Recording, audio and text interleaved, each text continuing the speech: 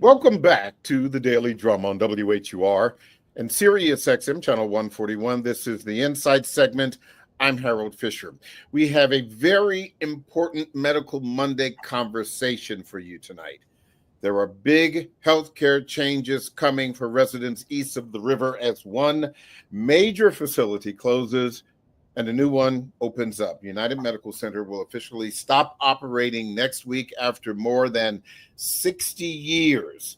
Now, how will that impact residents, and how are officials preparing to safely wind down patient services? Joining me to talk about this are Dr. Jacqueline Payne-Borton, CEO and Chief Nurse Officer at United Medical Center, and Angel Jacobs, Chair of the United Medical Center Board and Deputy Chief Financial Officer for the district. Ladies, thank you so much for joining this really important conversation. Thank you for having us. Yes, thank you. Sure thing. United Medical Center, formerly known for many of us who are native Washingtonians, the Greater Southeast Community Hospital. It'll officially shut its doors to patients on April 15th. That is next Tuesday. Now, obviously, this is a bit of a bittersweet moment for the patients, the community, the healthcare workers. If I may ask, Dr. Payne-Borton, talk to us about that reality. Oh, the reality is here. The journey of 1,000 miles began but with a single step. So we've been hearing about this and planning. And so the reality is here. It's bittersweet, as we often say, as we close out United Medical Center and look towards a brand new hospital with full services at Cedar Hill Regional Medical Center. So a lot of emotions, but a lot of reality and a lot of excitement intertwined in this endeavor. Mm-hmm. I would imagine there is a lot happening behind the scenes to close one hospital, to open up another. But even before we get to the closing of UMC, talk to us about what's scheduled to open in Ward 8 to make sure that the healthcare services are still in place. Angel, I'll let you tackle that first.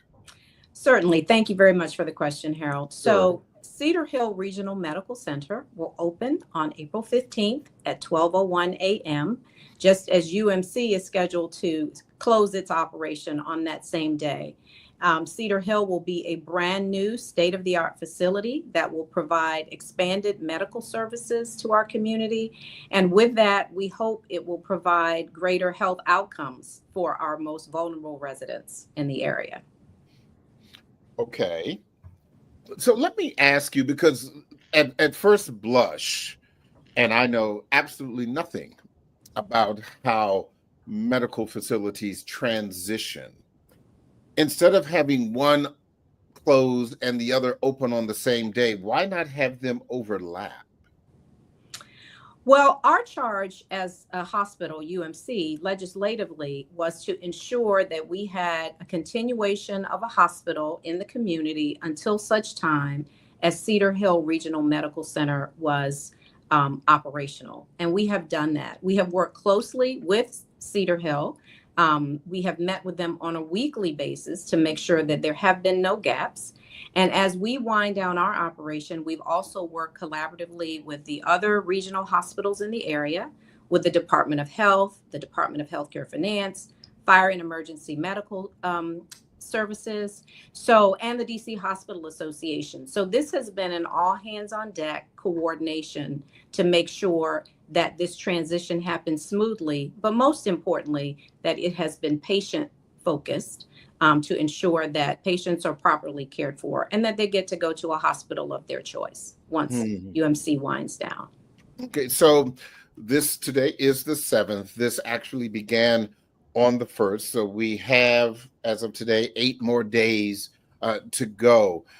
Kind of give me a rundown of where we are right now. If I have an emergency and I am near UMC, what happens if I decide to walk up, or someone drives me, or if I call 911 and an ambulance picks me up from my home? Okay, so UMC is no longer admitting patients. We stopped admitting new patients on April the 1st. So ambulances are no longer bringing 911 patients to UMC. They're being taken to other regional hospitals. If a patient walks into UMC, of course, they'll be treated in our emergency room. But if they require hospitalization, we have dedicated ambulances on site at UMC. So they will be stabilized in our ER, and then they will be transported to other medical centers in our area for their hospitalization needs. So tell me a little bit more about that, because as you're familiar, this has been years in the works, and many of the discussions and the debates have been very simply, if there's no hospital in Southeast DC, where do I go? Howard University, or to Prince George's County, or GW. And so even during the course of this transition, that still seems to be the one of the three options, particularly when there may, and help me with this, that there may even be a gap during that last few days before the 15th. So there should be a gap. No gaps. No Yes. No gaps at all. So as I said, we have been collaborating with all of the hospitals in the region to make sure that they are ready to accept UMC patients, or patients that would have traditionally come to UMC, based on what their medical needs are. And so Jackie and team have a whole roster of hospitals based on their specialties and subspecialties, and where patients will be directed and diverted should they need that type of support and need inpatient services. So, Dr. Payne Borden, Yes. let me share this scenario, just so that all of our listeners and I am clear about this. DC obviously is a major metropolitan area. We have all kinds of emergencies, including gun violence. And so what happens if someone is shot near UMC when they are no longer taking anybody in the ER? Just kind of run through how that happens, because certainly this looks great on paper, but life or death doesn't always apply to what is planned. Right. So we continue to see patients in our ER as I speak right now. If the patient with a gunshot wound should come in, we will definitely stabilize that patient, have them ready for transport out to a facility that has the specialty required, whether it's a surgery or whatever is needed. So there will not be a gap once they come to this facility right now. So, and again, I got my medical degree out of a Cracker Jack box, but as we know, in severe gunshot wounds, stability does not happen within hours. Sometimes that takes a while.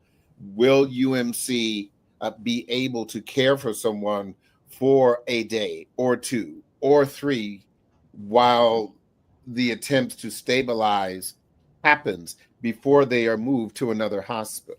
Yes, we are still functional, 100% functional within whatever we're doing right now in all our different departments and in our ED as well. So yes, we will be able to stabilize a patient. And if the transfer is delayed because of a receiving facility, the patient will get full care until transport. But speaking about the coordinated effort, including possibly taking patients from Prince George's County, how is UMC doing? How are they going to ensure a safe closure process for the patients?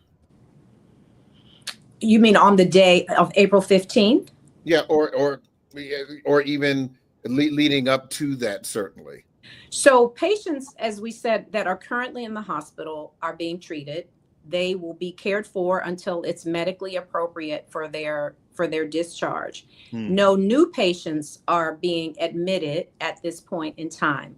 So as we get to the 15th, if there are patients that require continued hospitalization, we are developing care coordination plans where the patient has a choice about which hospital they get to go to. As long as that hospital can provide their medical needs, then that will be the match that will occur for them.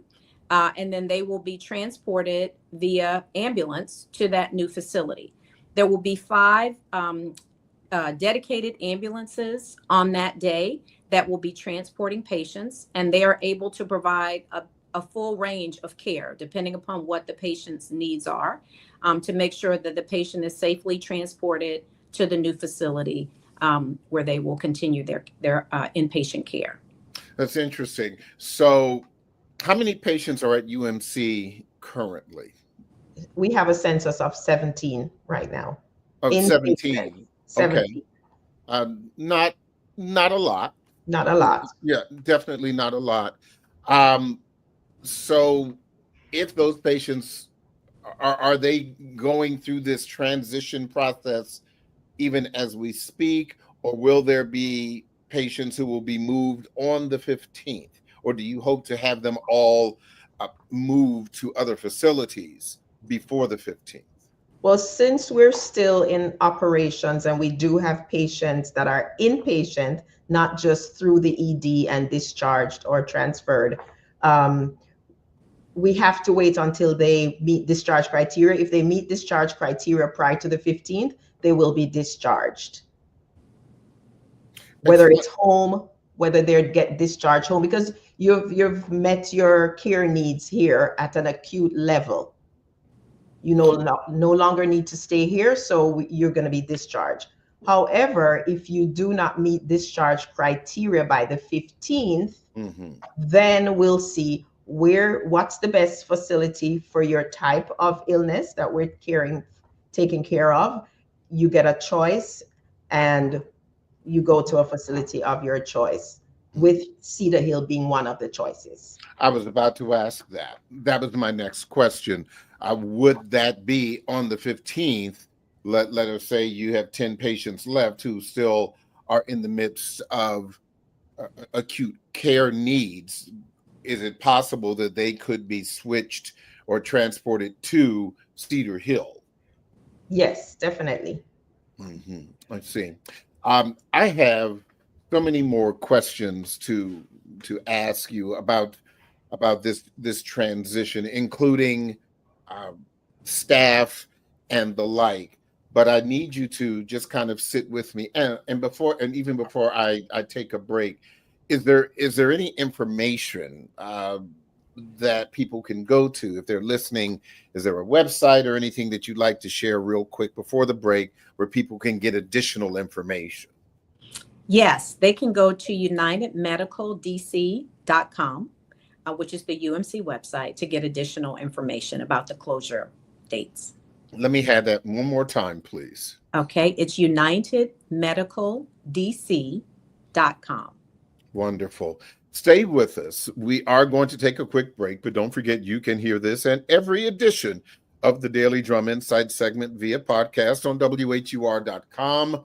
The original Quiet Storm with Raheem Devon is next on WHUR. I'm Harold Fisher.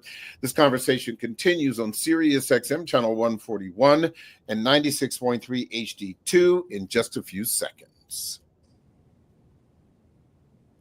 Welcome back to the Daily Drum on Sirius XM channel 141. I'm Harold Fisher. We continue our conversation about the closing of the United Medical Center in Southeast DC. My guests are Jacqueline Payne-Borton, CEO and Chief Nurse Officer at United Medical Center, and Angel Jacobs, Chair of the United Medical Center Board and Deputy Chief Financial Officer for the district. I did want to talk about the differences, other than obviously one is new and one is old. What will Cedar Hill have that United Medical Center, under the best of circumstances, had? So United Medical Center is a small standalone hospital. And because of that, I think over its history has been resource challenged. Um, Cedar Hill is a part of a health system, a healthcare system, a hospital system. They are part of the GW Health system. And because of that, they will be able to offer expanded services to residents.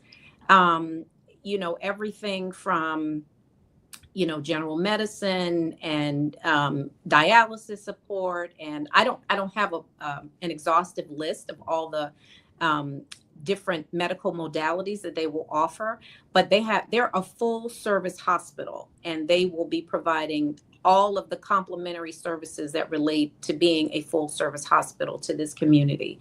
And so for that, we are very, very excited that we will have these expanded services right in the ward where UMC used to do business. Dr. Payne Borden? Yes. So I'm excited about Cedar Hill in terms of services for mother and babies. So they will have a labor and delivery, a newborn intensive care unit, and of course, nursery. So that will be a nice addition, because that's one of the services that we didn't have recently for the last several years, actually. So that would be great. You mentioned, Ms. Jacobs, about UMC being resource challenged. I love those fancy phrases, but we know, and for the handful, the one or two people who don't know, that yes, UMC has had its problems, particularly with labor and delivery. Yes, there have been financial issues, and the like. Even though it has been, as you know, for decades, been part of that community. I do believe I mentioned when it was, Greater Southeast, that my grandmother and my grandfather had both been patients there, a long time ago in a galaxy far, far away. I was very, very small when that was happening. But with that said, how do you believe that Cedar Hill is going to change the dynamic of healthcare east of the river? Because the reality is that they're getting a new hospital so there's still only going to be one. There will only be one, but again, it's part of a healthcare system. And so there is a relationship between the new Cedar Hill and the campus downtown at George Washington University Medical Center. And so there will be some shared services. There will be, things that will be offered. They can provide a more expansive list of services because they have a more expansive base on which to provide these medical services. So there will be, I think, a definitely greater access to services in the community, as well as the opportunity, if necessary, to take advantages of services at the campus downtown as well. Have there been any plans made to avoid the kind of difficulty that the new hospital in Prince George's County has had since its opening, the University of Maryland Capital Regional Medical Center? For anyone who does not know, it has had some challenges. Anecdotally speaking, or I should say metaphorically speaking, not knowing where the Band-Aids are, not knowing where the wheelchairs are, those kinds of things. The waiting list in the emergency room over the past year or so has not had the best reputation for a brand new hospital. How can Cedar Hill avoid those issues? Well, I know that, the hospital opening has been something that has been worked on for many, many years to make sure that everyone is ready. I think that they have done drills to ensure that there is readiness around their emergency room and the other services that they're going to provide. I think that, while we work very closely with them at UMC, I do want to say that we're not the experts in Cedar Hill, right? It's a separate and distinct entity. And so we would not be closing UMC if we didn't have every confidence that Cedar Hill was ready to fully support this community and to carry on the torch that UMC has carried for so many years before now. Mm. What about getting the word out? Certainly, this conversation on this media platform with WHUR and on Sirius XM is important. And of course, there was the virtual press conference last week. But for something that is so incredibly important to that community, and I'm sure that both of you know that in every community, there are those who are informationally challenged, that they're not watching the news. They may not be listening to WHUR, although I don't know why they wouldn't be. But certainly, all jokes aside, how do you get everybody to understand that there is this huge shift happening as it relates to healthcare? Yes. So we have, as you know, through this opportunity here to talk with you today, we've also had interaction with other media, both print and television. We have had communication with ANCs and council members' offices. We have things posted on our website, as well as we're putting up banners and flyers around UMC, as well as in other community centers, to get the word out as best we can about this this significant change that's happening in terms of healthcare delivery in the community. I do also want to talk about addressing, the needs of some of those youngest patients, and hopefully, Dr. Payne Borden, you can kind of speak to this, because one of the most important things, of course, is that the pediatric emergency department is going to be shutting down. Can you talk to me a little bit about that particular transition, what your hopes are for that, and any concerns as you move through this transitional period?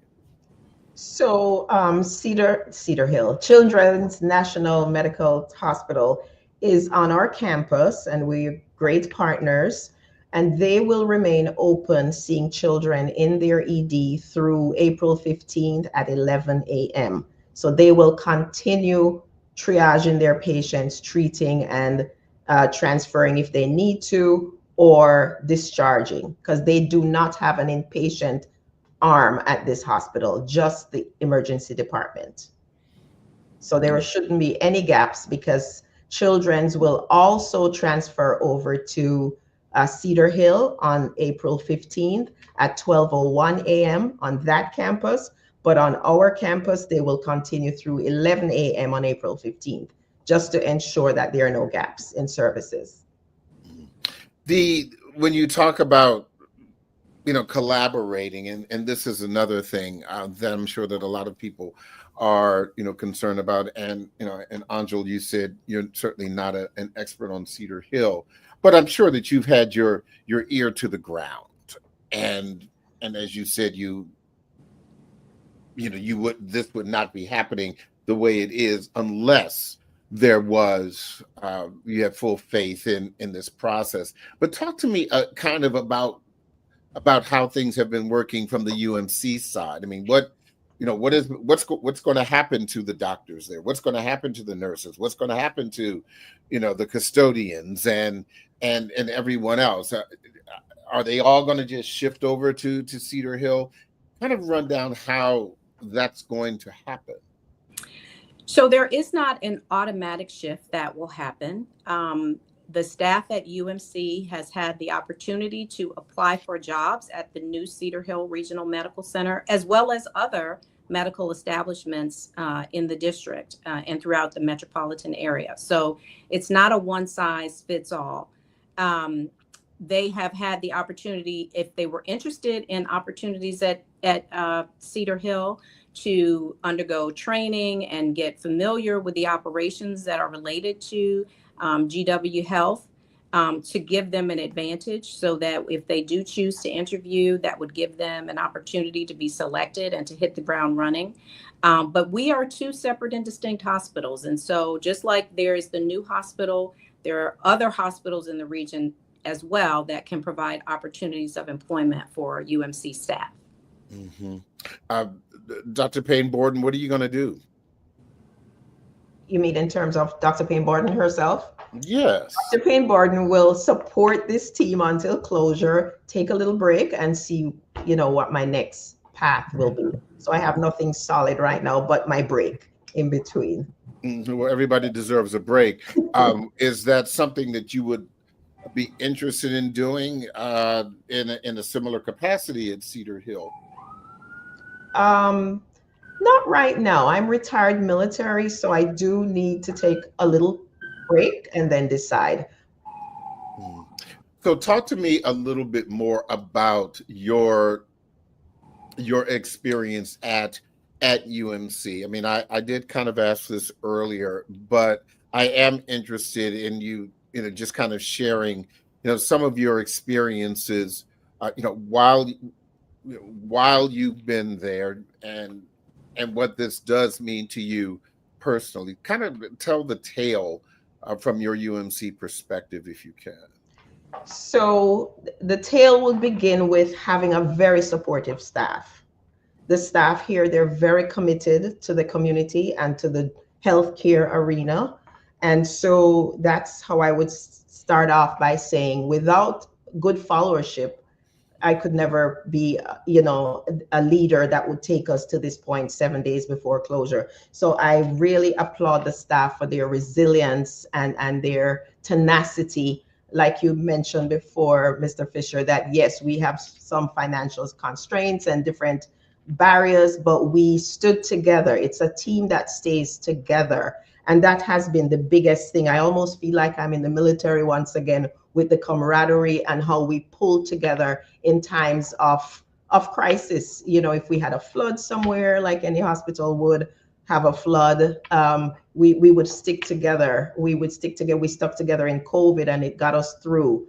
And so that would be the biggest takeaway from me, and the commitment that I felt here from the workers, the nurses, the techs, the physicians, the sitters, the EVS people, the people who work in environmental services. I mean, without them keeping our hospital nice and shiny, it's not a good hospital if you don't have that. And we have good people. And so I applaud the staff. That's my biggest takeaway, besides the good care that we give. But the tenacity, knowing that your facility is closing, and they're not like other hospital, the one you mentioned in PG that was a part of a system. We're not a part of a system, and so it's not automatic. You have to apply for a job there, and I really applaud the staff for supporting us and the board and the patients in this Ward 7 and 8. What do you believe was the most meaningful time for you during your tenure at UMC? It's all meaningful because healthcare. Oh, come on, Doc! Don't give me the all, Doc. Listen, hold on. Let me stop. No. Every patient matters. Doc, don't. You know what? Put the talking points down. I got you. I'm asking. Listen. As I said, I am as old as this hospital. Okay. And even as a child, I have memories of the service that was given to my beloved, grandmother, not just once, not just twice, but several times. I am acutely aware of what this hospital, even in its more difficult times, of what it meant to that community, because right across the street is Prince George's County. And particularly as it relates to Black people in this city, for many, This is the only hospital that they have known. And so certainly uh, it is not all meaningful. It can't be that I would say that you're being disingenuous. No, but from a healthcare perspective, it's Okay. all meaningful. It really is, because every patient who comes, no matter if they came when I started in 2018 or if they come today, it's all meaningful work. But in what you're asking is COVID, during COVID, when we needed monies to get vaccines and things were provided for us to care for the community, when we opened up our hospitals so the community could come, when we as staff were the role models in getting the first vaccine to allay the fear from the patients, knowing that it was a new vaccine that was tested, and not too many people got the vaccine so far, and the staff modeling for the community and seeing the community rally and breaking whatever barriers to come and get vaccinated so they could live, so we could all live. That's really meaningful, that I saw the team pull together. The physicians, the community leaders came and got their shots just to show if there were any skeptical patients out there. So that was a phenomenal time. I know that was phenomenal for the entire United States, but within our little Southeast DC region, I saw people come out and pull together to show that yes, vaccines, the science works. It does work. And people were eager to get their booster shots. And that was very meaningful that we did not miss an opportunity to save a life or two. Yeah, and I think that is a very poignant point, because I'm sure you remembered during the very beginning of during the pandemic, black folks were immune to COVID. They didn't get it until they got it. Yes. And that was the myth of COVID, was that was something that other communities began to receive. And so whether there was a delay of a day or 2 days or a few weeks, COVID did come east of the river. And to your point, just as it did to Howard University Hospital in GW, and to the medical center, the Prince George's Medical Center off of 202. Yeah, it all came to us. And as I said, with the needs of that community, which had been, some would say, underserved for decades and decades and decades, that I can understand how that may have been one of the more poignant things. And for you, Angel, what I'm assuming that the board will close just like the hospital. The board will sunset, but not until September 30th of 2025. We still have some work to do to make sure that everything is settled from a financial perspective, that we've met certain regulatory requirements as it relates to closure. And so the board activities will continue through the end of the fiscal year. Mm-hmm. So for you, on this board, what would you say was the most challenging and significant time, for you, even as these decisions were being made? So I would say that, first of all, I want to echo Dr. Jackie's comments about the staff being just incredible in terms of the support, the care, and the comfort that they have given to this community for so many years.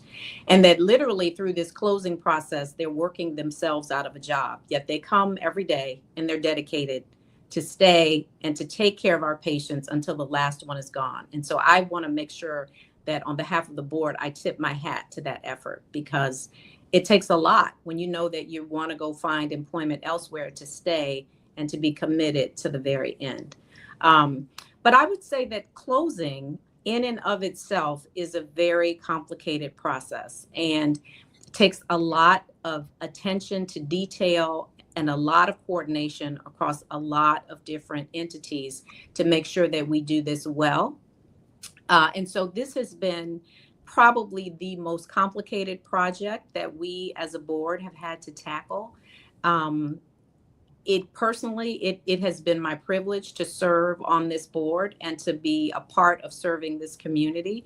And so it's been a lot of work, but it has probably been amongst the most rewarding work that I have done in my time in the district. And I've worked in the district for many, many years.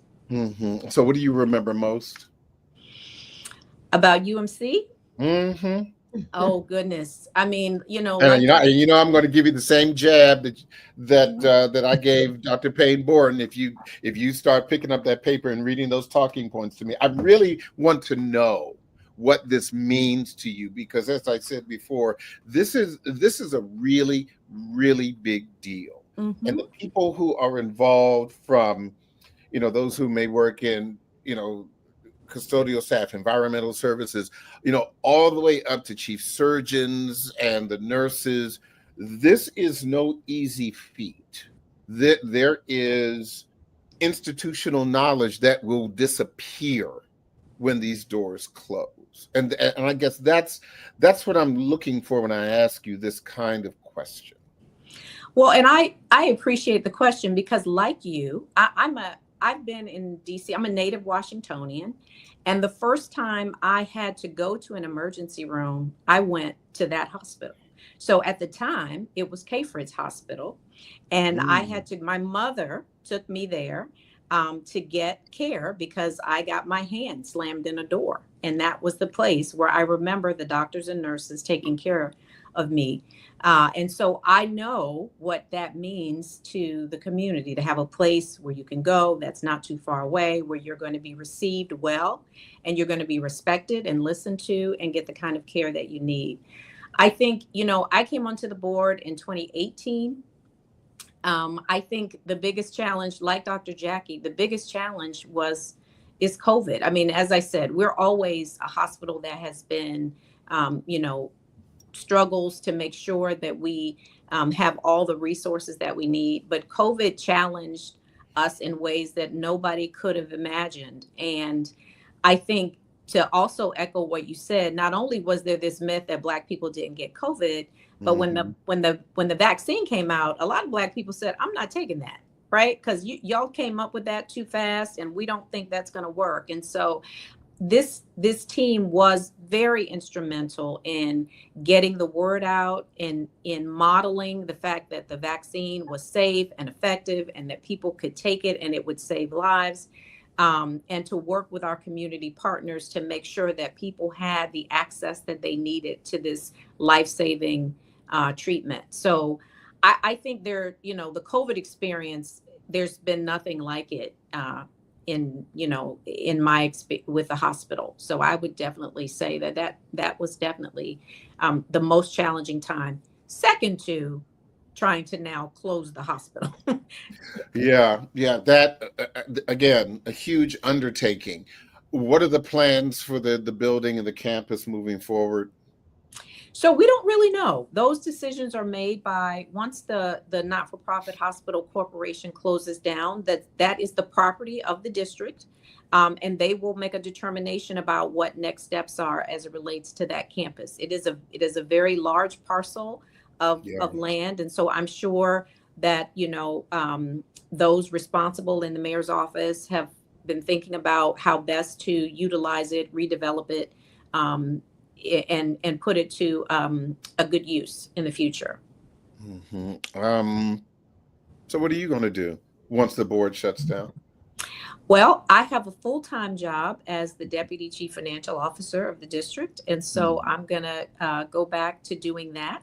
And as always, try to share whatever I have learned through my UMC experience. If someone would like to give me a call, or I can provide some support and be a resource to them, I will always be available to help support those efforts in our community. Yeah, because I would imagine that may not have been your original wheelhouse, closing hospitals. Correct. And medical centers and the like. And so, through a trial of fire, as it were, have definitely picked up something. Final question for both of you, and I'll start with Dr. Payne Borden. What have you learned from this massive undertaking?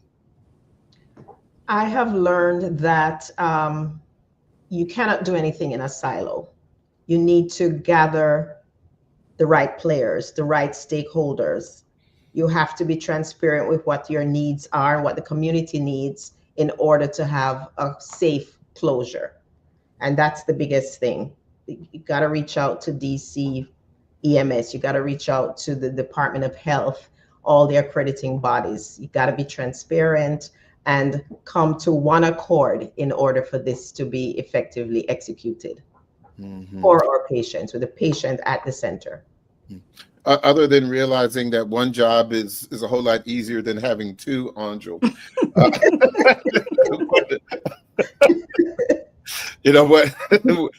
have you learned, and what do you hope will be the legacy of UMC? I hope that people will always remember that UMC treated the most vulnerable residents at the most critical points in their life, and that the staff there was dedicated and caring, and that this UMC has created the springboard for this new hospital to arise and better serve our community. So I'm very proud that we're able to pass a torch, as it were, and that we look forward to better health outcomes for members of our community in the future. And indeed, better health outcomes may be the most important thing for that community. I certainly, agree with that. Dr. Payne Borden, thank you so much for your military service and your service to the hospital. I suspect that after your break of about a week, we will see you pop back up and continuing in the same vein that you have, although these many years also. Ms. Jacobs, again, thank you so much. Maybe you can get a week as well. A well-deserved week. Ladies, thank you so much for your time and your humor, and good luck to you. We will continue to watch. Thank you so much. Thank you for making this a priority for the community. Thank you. Absolutely. Thank you. That is the Daily Drum for this Monday, April 7th. I'm Harold Fisher.